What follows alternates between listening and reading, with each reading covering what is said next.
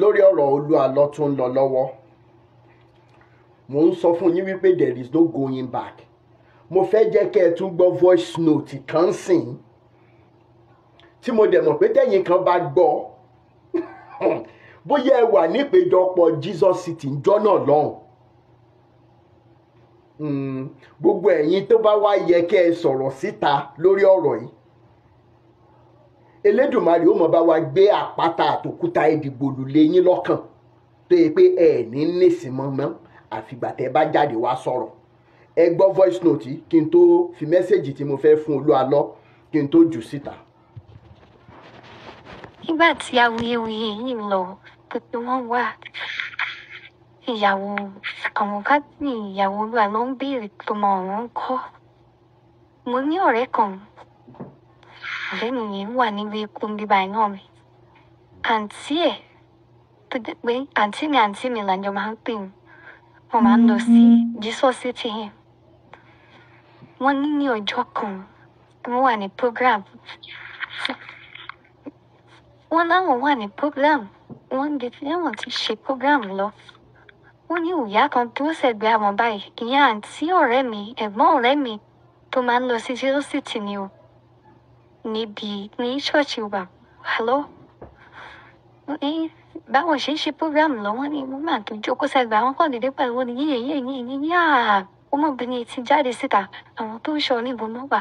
Bàbá ò gbọdọ̀ mọ̀ ó. Bàbá ò gbọdọ̀ mọ̀ tó jáde síta. Kí ni títọ́ fi jákú jáde báyìí? Wọ́n ní wọ́n máa yẹ kàn kí gbé. Lẹ́yìn wọ́n ní wọ́n ṣe prayer lọ́wọ́ làwọn bá la rí. Tani ìyá yìí ń bá wí kó jáde síta. Wọ́n ní ṣùgbọ́n àwọn ò rí ojú ẹni yẹn. Ṣùgbọ́n àwọn rí i pé woman tí wọ́n ló jáde síta yẹn ó yípo Jesus City yẹn ní ẹ̀ẹ̀méje kó tó di pé wọ́n rí woman yẹn mú. Ló dà pé woman yẹn ní mental problem. Ìpè wọ́n mú wọ́n ṣèwárí inú ẹ̀ẹ̀méje. Wọ́n ní bí Jesus City yẹn ṣe tóbi tó ọmọbìnrin tó ń rí mú yẹn tó jáde síta yẹn ó yípo Jesus City yẹn lẹ́ẹ̀méje kẹ́pẹ́ wá rí mú. Wọ́n ní ṣùgbọ́n ariwo tí ìyá yẹn pa ló draw attention àwọn síbẹ̀ bí yé. Bàbá ò gbọdọ̀ mọ̀ kọ́mọbìnrin jáde síta o. Àwọn tó ń ṣọ́ níbo náà wà. Kó tètè yá mú padà wọnú yàrá ẹ̀ lọ. Wọ́n ní nígbà tí ọ̀rọ̀ yìí wá jáde tí wọ́n ń béèrè pé níbo ni ìyàwó ìgbàlúwà náà wà. Tí gbogbo rògbòdìyàn yìí wá ń lọ tó ń ṣẹlẹ̀ pé bàbá níbo ni ìyàwó yìí wà. Ẹ mú ìyàwó yìí jáde. Bàbá Olúalọ níbo ni ìyàwó ọ̀tọ̀mọ yìí wà. Kí ló dé ìgbọ̀n jáde? Wọ́n náà wá lọ ọkàn wọn wá lọ síbi ìṣẹ̀lẹ̀ tó ṣẹlẹ̀ ní Jesus City. Ìṣẹ̀lẹ̀ yìí ò tí tẹ̀ ọ́ láti àníwọ̀n pé o. Ẹ̀gbọ́n ọ̀rẹ́ tèmi gangan ní ẹni yẹn. Ẹni tó lọ sí Jesus City tí ìṣẹ̀lẹ̀ yẹn ṣẹlẹ̀ lójú. Ó ní ìgbà tí wọ́n wá ń gbọ́ gbogbo ẹ̀ lọ́rùn gbà bí ìyàwó bàbá ni wọ́n mú lọ́jọ́ yẹn pé tó ẹni yẹn ti ya wèrè. Bí ẹni yẹn wèrè ni ó ti ní mental problem. Bí àbí ìyàwó bàbá ni wọ́n lè mú lọ́jọ́ yẹn tí wọ́n ní pé wọ́n ń ṣọ́ pé àwọn kan ló ń ṣọ́ ní àwọn tí wọ́n gbà fún obìnrin yẹn tó ń ṣọ́. Ṣùgbọ́n pé oríṣiríṣi ìlú lọ sí Jesus City kò dẹ̀ sẹ́ni tó níyàwó bàbá lóòótọ́. Ṣùgbọ́n nígbà tí rògbòdìyàn yìí ṣẹlẹ̀ làwọn wá rò wípé kó má lọ jẹ́ pé ọmọbìnrin yẹn ló ní mental problem tí ó jáde síta lójijì ọjọ́ sí tí obìnrin tó wà lẹ́gbẹ̀ẹ́ àwọn pariwo pé yí bàbá ò gbọdọ̀ mọ̀ torí pé tí ò bá jẹ́ bẹ́ẹ̀ ni báwo ló ṣe máa sọ pé bàbá ò gbọdọ̀ mọ̀ kó jáde síta. Àti ọjọ́ yẹn tí ọ̀rẹ́ mi ti pè mí tó ti ṣàlàyé fún mi pé ọ̀rọ̀ yìí àǹtí mi máa sọ báyìí pé ṣé ìwọ náà gbọ́? Mo ní mi ò gbọ́. Àtìgbà yẹn ló ti wà lórí ọ̀mí mi pé mo máa sọ̀rọ̀ yìí létí. Mr. Rotimi Daniel kò ní sún yín o, kò ní rẹ̀ yín o. Bí gbogbo àwọn èèyàn tó ń sọ̀rọ̀ ṣe ń sọ fún yín tó ń advise yín pé kán gbé kan mú wọn. Allegedly ó ní wọ́n ní arábìnrin kan nínú Jesus City yẹn wọ́n ń ṣe program lọ́wọ́ sometimes last year ó wá sá jáde níbi tí wọ́n fi pamọ́ sí. ẹ̀gbọ́n ọ̀rẹ́ ẹni tó sọ̀rọ̀ yìí wọ́n ní àfìgbà tárábìnrin jáde bàbá ògbúdọ̀ mọ àwọn tó ń ṣọ́ ń kọ́ wípé èèyàn lè ní mental problem kẹ́ ẹ gbé pamọ́ níbi tẹ́ ẹ pè ní Jesus City ṣùgbọ́n orúkọ Jésù òwò tàbí ká ló lọ́wọ́ kan kìnní nínú ó lọ́wọ́ kan kìnní nínú olúalọ́ tí wọ́n bá sọ fún ẹ wípé Awíkókó máa jáwọ́ lórí ọ̀rọ̀ yìí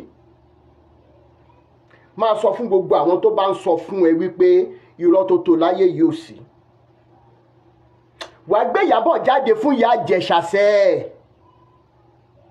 àwọn ọmọ ẹ̀ náà gbogbo wọn dẹ̀ gbọ́dọ̀ wà lálàáfíà torí condition tá à ń fi sí nìyẹn whatever game you might have been playing the game is up Elédùmarè ti ṣe tán tó fẹ́ tú àwọn èèyàn sílẹ̀ gbogbo ẹ̀yin tẹ́ wá jẹ́ ikọ̀ àti ìríjú Olúalọ́ àtẹ̀yin tán ń pè ní bàbá àsàlẹ̀ tó ń sọ fáwọn pásítọ̀ tó dàbí titi wọn wípé Ìyábọ̀ wà níbi tó ti ń gbádùn ẹni tí mò ń ju òkòlò tó ìlú ó mọra ẹ̀ toró wá bá mi sọ̀rọ̀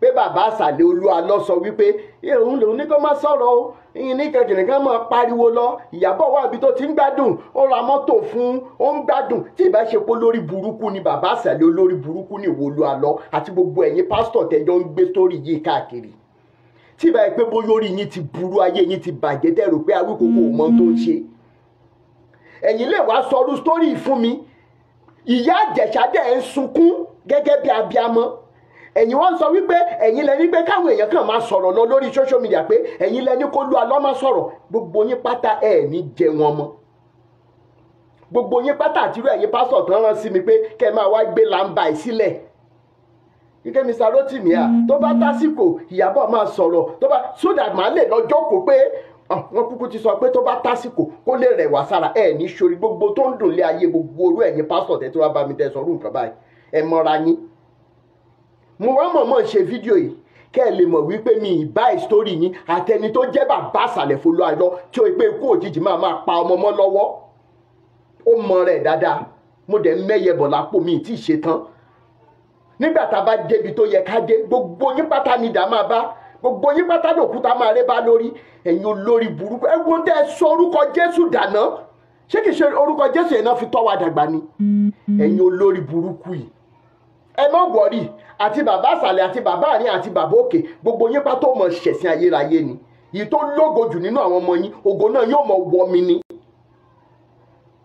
pé lè rírù ìyá Ìjẹ̀ṣà tó ń sunkún báyìí pé bí ọdún mẹ́rin ọdún márùn àwọn ò tí ì rọ́mọ àwọn bá sọ̀rọ̀ olórí burúkú yín sọ wípé ẹ̀yin lẹ́yìn sọ fún Olúalọ́ pé kó má sọ̀rọ̀ kó má sọ nǹkan kan ẹ̀ ní ṣoríire títí kẹ bí Ìyábọ̀ kankan tó bá lọ́wọ́ sí bí ọ̀rọ̀ ẹ ṣe prolonge tó báyìí gbogbo yín pátó mọ̀ ẹ mọ̀ ràrìrà ni ta ní ẹbí Ìyábọ̀ kankan ẹ̀jẹ̀ Ìyábọ̀ kankan tó gba owó tàbí torí ulterior motive tí ó lè sọ̀rọ̀ kí ni ra mọ̀ bá gbogbo yín just because justice must be served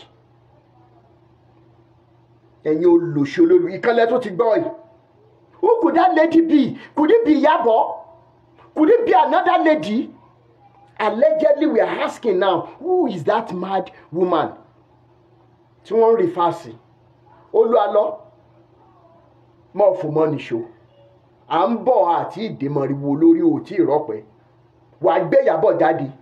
Another lady entirely ló tún wà involved. Yes. Are you getting it now? So èmi ti ṣiṣẹ́ mi undergroundly because. mo tún gbọ́ pé wọ́n ní lady kan wà tí ó sọ̀rọ̀ tí ó jẹ́ pé òun tó àṣírí lọ wọ́n dẹ̀ sáré gba fóònù lọ́wọ́ ẹ̀ wọ́n ti jẹ́ kán rí ìṣẹ̀ mọ́.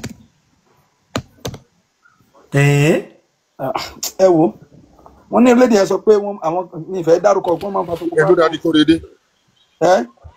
ẹ ló dáadé Kóredé. ayọ̀ tí mo sọ pé mo ṣe pásítọ̀ lórí àwọn ìyá ẹ̀ ayọ̀ tí mo ní mo ṣe pásítọ̀ lórí àwọn ìyá Ayọ̀mídé òun lẹni tẹ́ ẹ̀ sọ yẹn tó gbé lọ sọ́hùn nígbà tọ́rọ̀ fẹ́ bẹ́yìn yọ wọ́n ti gba fóònù lọ́wọ́ Ayọ̀mídé kò sẹ́ni tó lè kọ́ńtàtà Ayọ̀mídé mọ́ Ayọ̀mídé ìlú wo l'Ayọ̀mídé wà lórí àwọn ìyá ẹ̀ ó ti wà ó gbé lọ sí France náà ni ó gbé kúrò Nàìjíríà gbé lọ sí France. ẹ ṣàṣẹ mọ èdè àbí Ayọ̀mídé yẹn wà ní France ẹ jọ sà. France mà kọ Finland mà ló wà bàbá. ló bá tó tán. Finland ló ní gbọ́ pé wà. kò yẹ yín sìn torí ṣe ní France. bàbá ẹ wò tó bá wà ní France àwa máa wá kàn kò síbi tó wà ní France máa wá kàn. ṣé Paris lẹ́yìn wà. ọmọ bàbá ẹyẹ bí ọ̀kín France náà lòun náà wà. because wọ́n ti gba fóònù lọ́wọ́ ẹ̀ lè rí ìṣẹ̀ mọ́ wọ́n ti gba fóònù lọ́wọ́ ẹ̀. a ní nọ́mbà Apostle nọ́mbà tó wà lọ́wọ́ mi mo lè ṣe é sí yín ẹ pé ó kàn máa dún ni ìkan ò dún mọ́ rárá ìkejì voicemail. ok ẹdúná kí ni bọ́lá yín wá rí ìsọfọ̀ ọ̀rọ̀ síbẹ̀ ìbúra bí ọdún because ọ̀rọ̀ yìí ní Simon fáwọn èèyàn ó lọ jíṣẹ́ fún. ṣé mo ẹ̀sà èmi ń dúró de bọ̀bọ́ yẹn kankan kó wá Paris ni o wọ́n ló lágbára o èmi ń dúró kó máa bọ̀ ń Paris ni o kí n dẹ̀ gbọ́ pé ń bọ̀ ń Paris torí sìn mo ní láti lọ sórí platform ẹ̀ torí ó máa ń ṣe pamphlet bó ṣe fẹ́ rìn ẹ̀sà mo fẹ́ wọ mọ́ra kọ́lọ́pàá gbọ́rú èmi àti ẹ̀ kọ́ gbọ́ kọ́ lọ sọ fún olúwa lọ tó ń pè yẹn mo fẹ́ wọ mọ́ra ẹ̀sà èmi ní everything tí wọ́n lè fi bẹ́ mi po nǹkan kan mo fẹ́ sọ pé òkè nǹkan báyìí ló wà lọ́rùn ẹ̀ kọ́ bí orí platform yìí mo wà tí mo ti ń sọ̀rọ̀ tí n bá mú èmi fẹ́ kọ́kọ́ paste síbi kan pọ́ mọ́ wọ́n ń bọ̀ ń parí lọ́la o ẹ̀sà rò wọ́n ni mo wà ń sìn tí mo ti lọ ṣe kọ́ọ̀sì mo ní mò ń ṣe yẹn Apostle bọ̀ mo máa round up everything náà sùn lẹ́nu èmi kọ́ lọ ṣe kọ́ọ̀sì kíní yẹn bẹ́ẹ̀ ni mo ṣe kíní adjust the scar so wọ́n ní ká lọ ṣe few days níbẹ̀. kò sí nǹkan tó lè ṣe ẹ̀sà kò sí nǹkan tó lè ṣe ṣe rí bí màá ń ṣe sọ pé ó máa wọ mọ́ra yẹn kò sí nǹkan tó lè ṣe o even kókó wa òun gan máa bẹ̀rù àti wá sí France ni ṣẹ́rí ẹ̀pà ọ̀rọ̀ ti France ti o ní gbogbo Europe France ní authority ẹ̀rí tẹ̀yàn kan bá dìde wọ́n lè lọ mú Nàìjíríà torí ẹni mo ṣe ń dákẹ́ sí mo kàn wò kò ní lọ èmi ò mọ̀ tẹ́lẹ̀ mi ò tẹ̀lé o but wọ́n nà wọ́n Paris. bàbá àṣàbí sẹ́ni tẹ́ fẹ́ sọ inú kíní ni sẹ́ni tẹ́ fẹ́ sọ evangelist because bàbá evangelist mi mọ̀ bóyá fẹ́ sọ látàrọ̀ lẹ̀ tí ń wá sókè ọ̀dọ̀ tí kò evangelist bí evangelist Bámidélé sẹ́ni tẹ́ fẹ́ sọ because kí n tún gbé àwọn èèyàn ní comment section sókè ọ̀rọ̀ ti fọ́ mi lórí gan. ẹ lè drop mi. ẹ ṣe bàbá ẹ̀yin kọ́ mò ń sọ evangelist Bámidélé wà sálẹ̀ ẹ̀yin gan kọ́ mò ń sọ kì í ṣe bàbá. ọ̀rọ̀ tó wà nílẹ̀ yìí kọ́lùwà ṣọ́ni ni àwọn tó ní pé kí ni ẹ̀jẹ̀ ráwọn tí ò lọ chọ́ọ̀chì mọ́ ẹ má blame wọn o èmi tí mò ń sọ pé kí mo lọ chọ́ọ̀chì mi tẹ̀ máa láìkí chọ́ọ̀chì wa máa pray nǹkan tó fà á tí mo fi lọ chọ́ọ̀chì tí mo ní mo lọ sàṣẹ́lì yẹn chọ́ọ̀chì CAC yẹn nǹkan tó fà á tí mo fi lọ bẹ̀ nìyẹn. èmi àti ti lọ sọ lórí ọ̀rọ̀ church mo dẹ̀ mọ̀ pé ẹ̀ṣẹ̀ tó ti yé yín inú chọ́ọ̀chì ni mo wà tí mo ti fẹ́ ṣèyàwó nígbà tí ń ní ìwé tó ń sọ fún ìyàwó mi pé ọmọ Nàìjíríà pásítọ̀ ló ń sọ fún pé bàbá yìí ló fẹ́ fẹ́ tó dẹ̀ sọ fún pé kí lẹ mí bọ̀bọ̀ yìí kò níwèé ìyàwó mi wá dá wọn lóhùn pé ṣé dídá òun ò dá débi pé ẹni tó bá fẹ́ fẹ́ òun ìwé ló fẹ́ fẹ́ òun ṣe ni. ṣé wọ́n ṣèyàwó tán èèyàn táwọn sọ wá fẹ́ kíláàsì dọ̀rẹ́ mi mo láti sọ fún wọn ni ọ̀pọ̀ ọmọ tó bá lọ wá o. UK láwa o catalyst of joy ká ní UK ní àwọn yóò ti fix kíní àtò ó máa easy gan community aláwọn kódà nínú táwọn tí mo wà yìí aláwọn community kí lórúkọ ẹ group tí ó wà lórí WhatsApp tá a ti ń sọ̀rọ̀ so anyway God will help us evangelist Bámidélé kí lẹ fẹ́ sọ torí mo rí pé ẹ̀ ń comment látàárọ̀ mi dàbí comment yín kó bí wàhálà so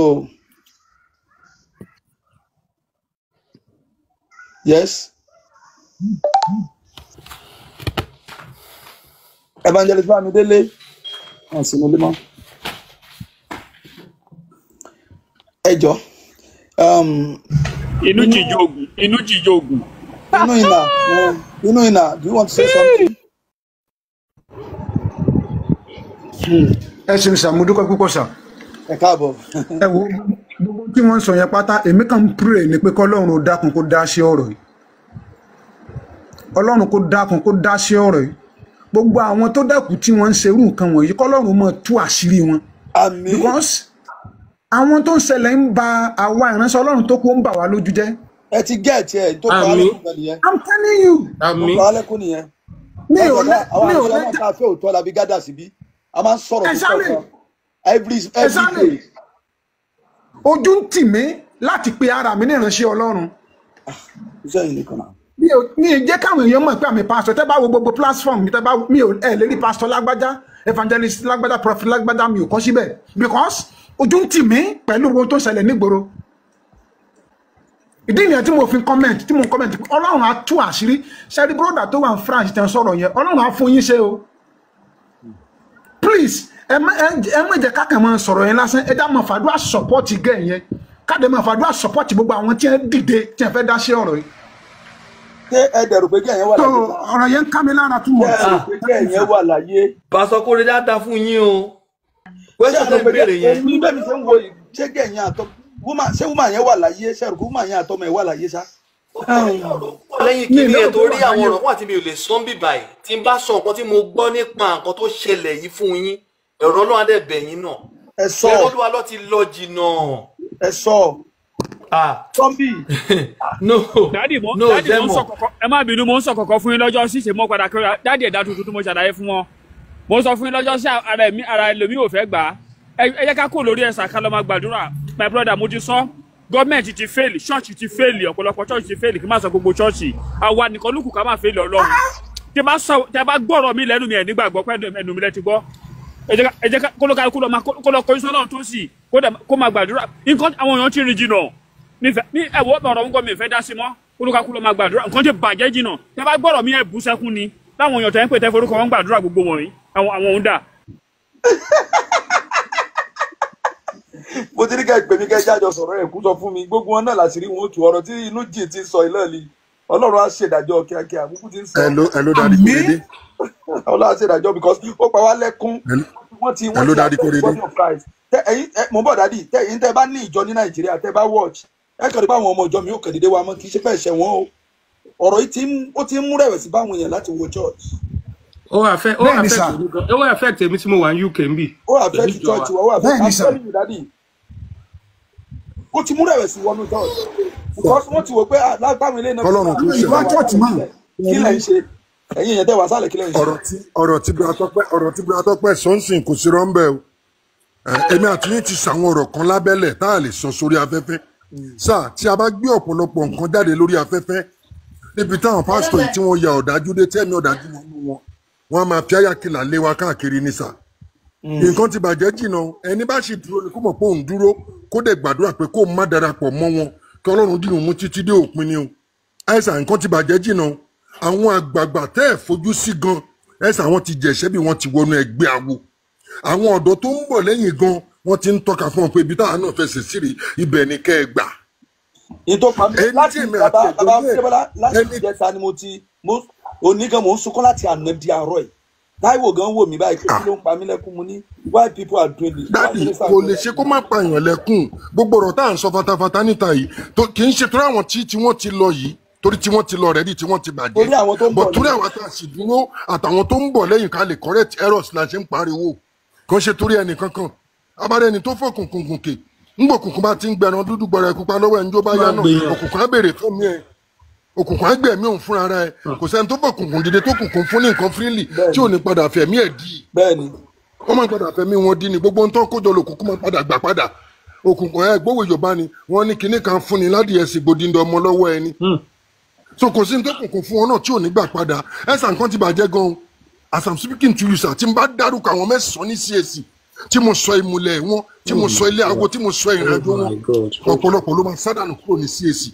òun ni mo fẹ́ sọ lẹ́ẹ̀kan tí eléyìí ṣèkẹ́mi yẹn ń sọ rubbish ẹ̀sà into bá mọ̀ ló lè defend into bá mọ̀ ló fẹ́ defend ẹ̀sà tí n bá tú ọ̀pọ̀lọpọ̀ nǹkan síta ní ti etí gbọ́ tí ojú rí tí mo dẹ̀ máa fún yín ní confirmation pé ẹ lọ bí báyìí lọ bèrè ẹ lọ bí báyìí lọ bèrè ẹ lọ bí báyìí lọ bèrè. àti sọ̀rọ̀ jìnnà ẹ fi gbogbo ẹ̀ ńlẹ̀ àbí tó bá mi sọ gan wọ́n jọ ń kó ni so omi yòókọ ọ̀rọ̀ yẹn ń ta mi lára mi ìfẹ́ sọ tó ló máa jẹ́ kí n tì sọ olóògbé pẹ̀lú ẹ̀rọ sí mi ara yín. exactly Bùrọ̀dá Tọ́pẹ́ ẹ̀rọ sí mi ara yín mo mọ̀ kọ́ tí mo sọ ẹ̀rí pàrọ̀ mi máa ń ta mo ti pè é mo ti bá ń sọ̀rọ̀. ṣẹ́rí Bùrọ̀dá Tọ́pẹ́ ṣẹ́rí mo gbaná jẹ níjẹta yẹn. kò sẹ́ni tó gbaná jẹ o ẹnìkan tó wá bí tó ń sọ̀rọ̀ gan-an a drop inú bí gbogbo wa ni. inú ti ṣe mọ nǹkan tó ṣẹlẹ̀ nígbà tí mo wà ní France ó dà pé mo ti sọ́rí bọ́n ṣe pé pásítọ̀ náà dé báyìí pásítọ̀ CAC brother Papi ẹni tẹ́ ń sọ lẹ́kan àbí so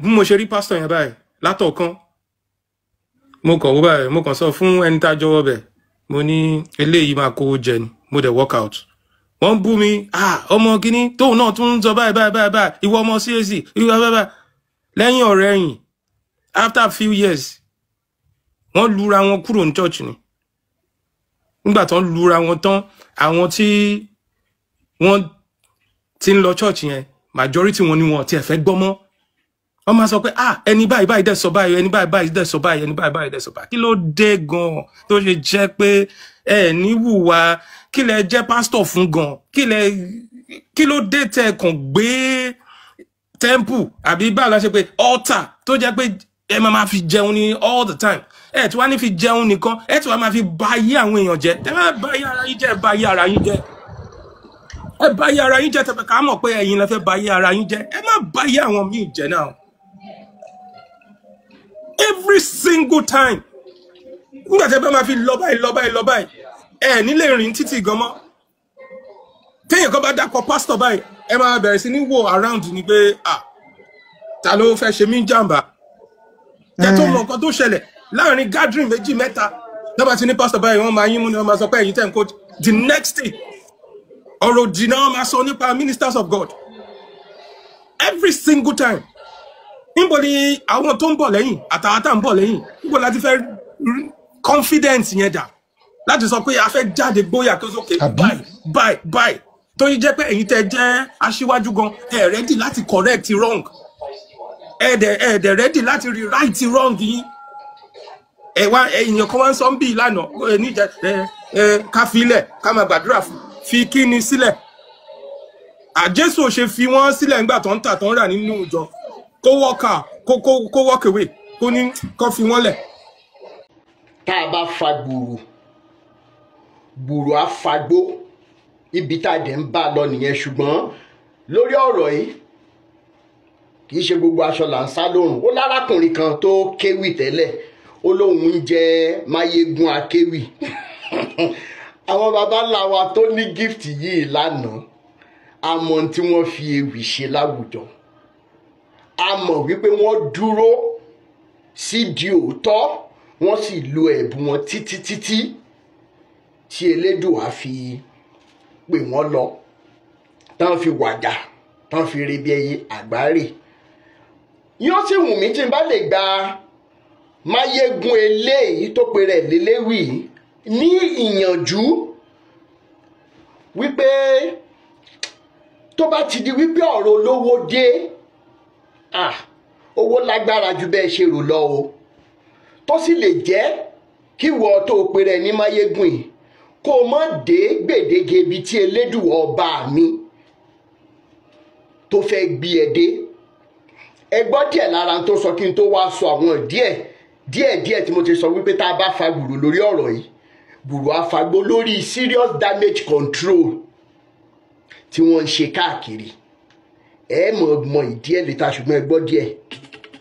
ìmọ̀sí ọlọ́run lórí ewì tí mo ké ìmọ̀sí ọmọ ẹ̀dá kọ́ ọba olúwa nípasẹ̀ orin ọgbọ́n kó tó ṣe é kọ ọba aláṣẹ lọ̀rọ̀ ló ń yá mi ní gbólóhùn ewì kíké wèrè kan ò lè díṣẹ́ ọba òkè lọ́nà ojú awógbèmí máyégún akéwì bí náà tó láṣọ ẹ̀jẹ̀ tó lè kọ́ná mo tún dé wẹ́rẹ́ bí edi alẹ́ mo dé kùtù bí edi òwúrọ̀ mo dé pápá bí edi ìyálẹ̀ta ọ̀rọ̀ tí ń lọ nípa prọfẹ̀tì olúalọ́ tí ń fàríyànjiyàn ni mo málàyé rẹ̀ wá fún kó wá kéde tí ó farabalẹ̀ gbálàyé ìjìnlẹ̀ nínú rẹ́kọ́ọ̀dù ìbàjẹ́ ènìyàn apá kìíní apá kejì tí mo ṣe ọ̀pọ̀ ló gbọ́ mi lágbọ̀ọ́yé tí wọ́n kan sára àwọn kan gbọ́ mi wọ́n sì mí gbọ́ wọ́n fapá jánú nítorí pé mo gbàmọ̀ràn Rotimi Daniels tó ń pera rẹ̀ láwí kóńkó pé kó yé mọ́ ọgbà wọn ẹni wọ́n fẹ̀sì kàn ṣépè mọ́. ẹ mọ inú mi á dùn tí ẹ bá lọ gbọ́ ewì yìí dáadáa ó ti ṣeta lákọ̀ọ́kọ́ mi ìráyè láti fèsì torí wípé àwọn bàbá yìí níbi tí wọ́n ti fi orúkọ Jésù jalè tí wọ́n dẹ̀ fi bayé aláyé jẹ́ dé ni mo ṣe dìde wípé ó tó gẹ́ ọ̀rọ̀ tí mo fẹ́ sọ yìí ọ̀pọ̀ nù yín ti mọ̀ ṣùgbọ́n kí n kọ́kọ́ mọ dúpẹ́ lọ́wọ́ ẹ̀yin tẹ́ ẹ lọ Sunday Post yẹn ní ìtò kọ́kọ́ ṣe tẹ́ ẹ sọ fún wípé in tí Awíkókó dúró fún rèé. ọ̀pọ̀ nù wá dẹ̀ lè testify wípé nígbà táwọn pàdé péjì Awíkókó làwọn bọ́ lọ́wọ́ àwọn abayéjẹ́ yìí tí wọ́n ń forúkọ Jésù bojú, tí wọ́n ń forúkọ Allah bojú, tí wọ́n ń fi ìṣẹ̀ṣe bojú. And there is not a single video tí mo ti polówó ìṣẹ̀ṣe. However, I keep saying that ẹni tó bá mọ ìpìlẹ̀ṣẹ̀ bàbá àtìyá ẹ̀ tó ń sọ Yorùbá lẹ́nu, tí wọ́n bí sílẹ̀ Yorùbá tó ń jẹ́ orúkọ Yorùbá, á mọ̀ wípé ìṣẹ̀ṣe ó ju pé à ń bọ Ògún, bọ Ọya, bọ Ṣàngó lọ, tàbí Ọ̀rúnmìlà tàbí Ọbàtálá. Bàbá ẹni ìṣẹ̀ṣe ẹni ní, ìyá ẹni ìṣẹ̀ṣe ẹni ní. Bá a ṣe ń kíra wa, bá a ṣe ń wọṣọ, bá a ṣe ń pọ́nra wa lé nílẹ̀ Yorùbá, ìṣẹ̀ṣe ni. Ó wá dùn mí pé ìwọ Máyégún tó lóun lorú special skills ewì báyìí, bóyá o wá kàwé ṣùgbọ́n o ò ka ọpọlọ. I don't belong to any group at all. Mo dá dúró gedegbe, and what I preach, what I'm trying to bring back into our society because of our children, they are truth, love, and humanity. Tó jẹ́ pé tí wọ́n Máyégún tí ìbá ṣe torí owó, ìjẹkújẹ àti àtẹnubọlẹ̀ bí adìẹ, you will already know that what I am preaching can be the only reason why Christianity can make sense, can be the reason why Islam can continue to make sense like the days of old, can be the reason why Ìṣẹ̀ṣe people can come out and say that truly Ìṣẹ̀ṣe làgbà. Go and do your findings. Lẹ́yìn fídíò yìí, màá mọ̀ pósì fídíò ex-pastor kan tó bá péjì mi pàdé ní bóyá bíi 1.5 years ago or 2 years ago, tó náà wò pé àwọn ìbéèrè tálákùnrin ń béèrè ó jọgá tó kò jọgá ní bá a ṣe ń sọ̀rọ̀ gbogbo ohun tí ò gbé ṣe láti ọdún tó ti ń ṣe pásítọ̀ lábẹ́ denomination kan tí bàbá yẹn tún ṣépè fún wípé kò ní da nǹkan kan, màá mọ̀ pósì fídíò nǹkan tálákùnrin ti gbé ṣe pé ká wá gbèsè ayé ìrọ̀rùn ni Awíkókó ń sọ lójoojúmọ́. If I am asking for too much, Awíkókó Máyégún Akéwì, come out and tell me. One, finally, tí o bá rí pastor tó gbójúgbóyà ní kí wọ́n wá sórí péjì mi to come and answer questions from the Bible, tó o bá rí mùsùlùmí tó gbójúgbóyà, let them go to Àkànbí Ọlọ́ba's page, àwọn olówó Èkó, kí wọ́n lọ answer question lórí Quran yẹn. Kí gbogbo ẹ̀yin tẹ́ wá jẹ́ babaláwo oníṣègùn adáhunṣe tẹ́ ẹ̀ mú irọ́ mọ́, tẹ́ ẹ bá lórí láyé ẹ mọ̀ tú àṣírí àwọn pásítọ̀ àtàwọn àfáà tẹ́ ẹ ń ṣiṣẹ́ fún. That is when we will know that Ìṣẹ̀ṣe làgbà. Anything short of that, ẹ jẹ́ kó ní kálukú lọ jókòó jẹ́ ìkòkò ọbẹ̀ ní gbogbo yín protect káàkiri. Now finally, ẹ lọ sórí péjì Timi Legit. He is the only blogger who uses my video to spread the news of truth, love, and humanity, who has gotten in touch with me. Ẹ̀gbọ́n, mo ń lo fídíò yín, ẹ send account yín, ó yẹ kí n máa fún yín ní nǹkan kan lórí percentage lórí tí mò ń get. Ó ti sọ fún mi láti bí ọ̀sẹ̀ káàbọ̀, èmi ni Timi Legit tún pè mí pé irú yín yàtọ̀, màá máa provide evidence tí mo sọ yìí kẹ́ ẹ lè mọ̀ pé kì í ṣe torí owó ni mo ṣe ń sọ̀rọ̀ sókè. Finally, Máyégún Akéwì sọ nǹkan kan torí mi ní wà brother pẹ̀lú ẹ̀ torí tí wọ́n sọ fún ẹ àti torí owó ló ṣe sọ tó sọ yìí. Ìwọ sọ wípé àwọn siblings Ìyábọ̀ wọ́n ń bá Ìyábọ̀ sọ̀rọ̀, Ìyábọ̀ dẹ̀ wà dáadáa ṣùgbọ́n nídìí tí Olúwa Ọlọ́run ṣe fèsì. Mo ní tá a bá fa gbùrùgbùrù àfagbó. Kí ni díẹ̀ tó ṣe sọ wípé àwọn siblings Ìyábọ̀ wọ́n ń bá Ìyábọ̀ sọ̀rọ̀ but ìyá tó bí ọmọ ò lè bá sọ̀rọ̀? Màá wá sọ nǹkan fún yín lénìí tó bá tó àsìkò, màá jẹ́ kó máa yé yín. Màá mọ̀ gbé àwọn voice note kọ̀ọ̀kan síta wípé ẹni tó jẹ́ Gbénga tí ṣe ẹ̀gbọ́n Ìyábọ̀ ìkan lára àwọn ọkùnrin mẹ́tẹ̀ẹ̀ta tí ìyá Ìyábọ̀ bí ẹ má bá mi béèrè lọ́wọ́ Gbénga ẹ má wá káàkiri kẹ́ ní pé Awíkókó parọ́ mọ́ wípé ṣó bá mi sọ̀rọ̀ tàbí kò bá mi sọ̀rọ̀ kí làwọn nǹkan tí Gbénga sọ fún mi torí wípé ìwà akéwì àbí whatever you call yourselves, you all are bunches of liars and torí ewì tó ṣe yìí torí irọ́ tẹ́ tún pa yìí màmá jẹ́ kó yé yín pé ìtì Olúwa ló ń ṣe damage control tó fẹ́ ṣe kò gbà mọ́ aṣọ ò bá ọmọ yẹn mọ́ ọmọ yẹn ti rè owó ọjà. You must provide the whereabouts of Iyabo and the 3 kids. That is the resolution. That is the result. That is the only thing we're asking. We have not alleged that you have done anything, Olúalọ. Kí Olúalọ lọ béèrè lọ́wọ́ Gbénga tí wọ́n rán wá. Wípé ṣé Gbénga bá mi sọ̀rọ̀. Kí dẹ̀ ni àwọn tí Gbénga sọ? Máyégún Akéwì tó o bá lè wá jáde wọn ò ní gbóhùn ẹ̀ mọ́. Tó o bá lè wá Gbénga Òbé jáde. Kẹjọ jókòó pé kí ló bá mi sọ tó bá wá ní nǹkan báyìí ló ń bá mi sọ in support of this fight máa gbé ohun yẹn jáde. I have the recording and I'm giving you just 3 days. After the 3 days you will know that èmi àti sibling Ìyábọ̀ sọ̀rọ̀ lórí ọ̀rọ̀ Olúalọ tó ń lọ lọ́wọ́ torí wípé ètò ààbò àwọn èèyàn wa nílé lóko báyìí ó ti diṣẹ́ gbogbo wa. Ẹnìkan táàgì mi lórí póòstì kan lórí Facebook ó fi fọ́tò arábìnrin kan síbẹ̀ pẹ̀lú ọmọ 2 tàbí ọmọ 3 torí àmọ́ arábìnrin. Bó ṣe wá táàgì mi tó kọ síbẹ̀ ni wípé I want to appreciate you for championing the cause of justice for Iyabo Yemisi Obe, even without looking back or to make money. You are a rare Nigerian. Thank you so much, whoever this person is. Sir, please help push these pictures, as I feel that Olúalọ might have an association with this lady. She might also be of help in locating Iyabo and her kids, or maybe she needs help herself. Ní kọ́mọ́ tí mo rí táàgì mo tara ṣàṣà tẹ ọkọ̀ létí lọ sí ọ̀dọ̀ ẹni pé eléyìí tí ẹ tún gbé jáde yìí bẹ́yìn náà ṣe ń rí fọ́tò arábìnrin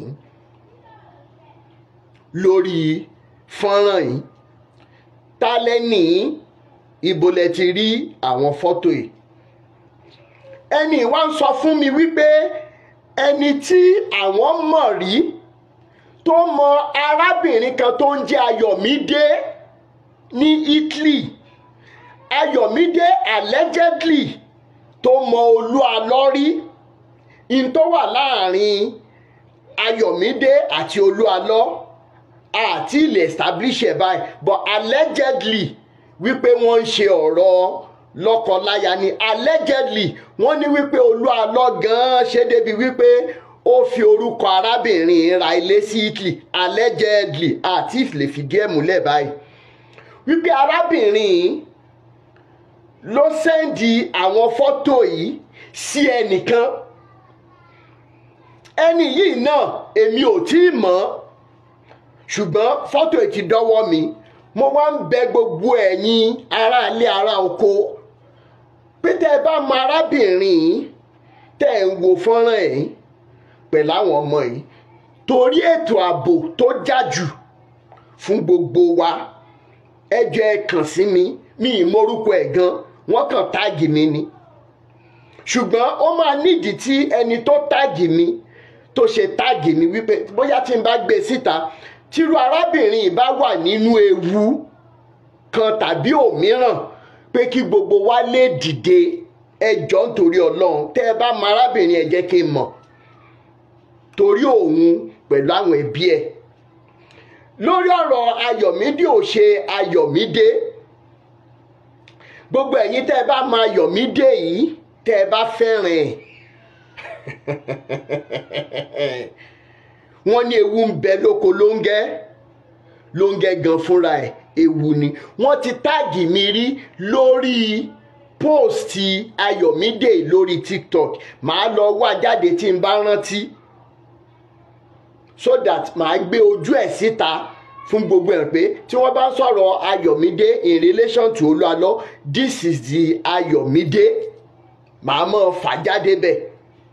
Ṣùgbọ́n lọ́wọ́lọ́wọ́ báyìí arábìnrin tẹ̀ ń wò lójú fọ́nrán yìí,